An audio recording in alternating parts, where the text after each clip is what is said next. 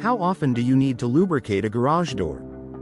Lubricating your garage door is an essential part of its regular maintenance and should be done about every 6 months to ensure it operates smoothly and lasts as long as possible.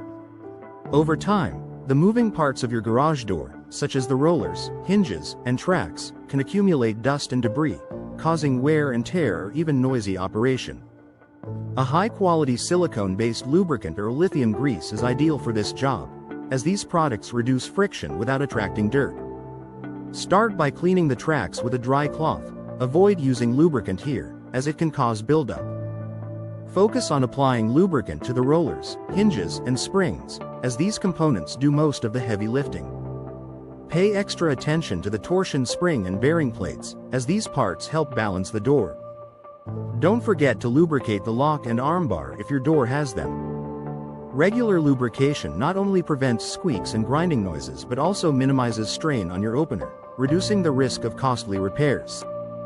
By staying consistent with this simple task, you can prolong the life of your garage door and keep it functioning safely and efficiently for years to come. Proper care today can save you money and hassle in the long run, ensuring your garage door continues to perform reliably. If you're ever unsure, consulting a professional for routine maintenance is always a smart choice.